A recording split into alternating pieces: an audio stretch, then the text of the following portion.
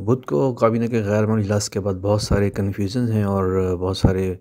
لوگ جو ہیں وہ پوچھ رہے ہیں، تو میں نے سوچا کہ اس کے اوپر ایک ذرا تفصیلی ویڈیو بھی بنائی جائے، میسیج دیا جائے تفصیل سے۔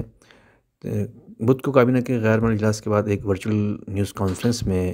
کویت کے وزیر صحت شیخ ڈاکٹر باسل صبا نے عوام سے مطالبہ کیا کہ وہ مہلک وائرس کے پھیلاؤ کو روکنے میں مدد کے لیے وائرس سے بچاؤ کے لیے سنجیدگی سے اقدامات کریں۔ وزیر نے عوام سے التجا کی کہ وہ ریاستی اداروں کے ساتھ تعاون کریں اور لوگوں کی جان بچانے اور ملک کی صحت کی دیکھ بھال کے نظام میں متعلقہ احتیاطی تدابیر پر مکمل عزم ظاہر کریں۔ وزیر نے فیس ماسک پہننے اور اسپیشل سوشل ڈسٹینسنگ اصولوں کی پابندی، ہجوم سے گریز، گھر کے اندر رہنا اور حفظان صحت سے متعلق رہنے کی اہمیت پر زور دیا۔ انہوں نے متنبہ کیا کہ عدم تعمیل اور لاپرواہی وبائی امراض کے خلاف اپنی لڑائی میں ایک ملک کو ایک درجے پر واپس لے جا سکتی ہے، یعنی فیس 1 کی طرف لے جا سکتی ہے، جس میں لاک ڈاؤن، کرفیو اور وہ تمام باتیں شامل ہیں جو آپ سب اس کو دیکھ چکے ہیں، اس مرحلے سے گزر چکے ہیں۔ اس سے قبل کابینہ نے انفیکشن اور اس سے متعلق اسپتالوں میں داخلے کی تعداد میں ایک نئے اضافے کے بعد کورونا وائرس کے پھیلاؤ کو روکنے کے لیے متعدد پابندیوں کا اعلان کیا تھا۔ یہ اقدامات ایک مہینے کے لیے، جو اتوار 7 فروری سے شروع ہوتا ہے، صبح 5 بجے سے 8 بجے تک فارمیسیوں، میڈیکل اور فوڈ سپلائی کرنے والے آؤٹلیٹس کے علاوہ باقی تمام تجارتی سہولیات کو بند کرنے کے لیے کہا گیا ہے، جبکہ 7 فروری تک ملک میں ایکسپرٹس کے داخلے پر 2 ہفتوں کے لیے پابندی بھی عائد ہے۔ صرف وہ ڈومیسٹک ورکرز آ سکتے ہیں، کہہ سکتے ہیں کہ ان کو اجازت ہے، اور first degree relatives of Kuwaiti are also allowed,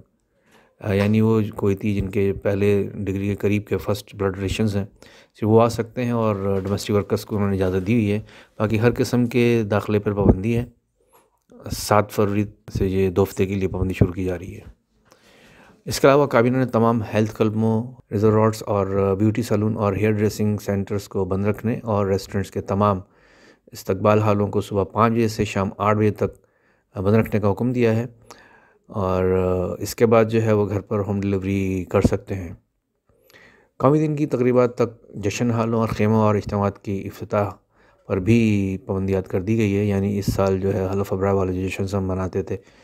وہ سب اس بار انہوں نے منع کر دیا ہے۔ تمام اسپورٹس فیڈریشن سے کہا جاتا ہے کہ وہ کھیل کے تمام باقاعدہ اور دوستانہ سرگرمیاں معطل کر دیں،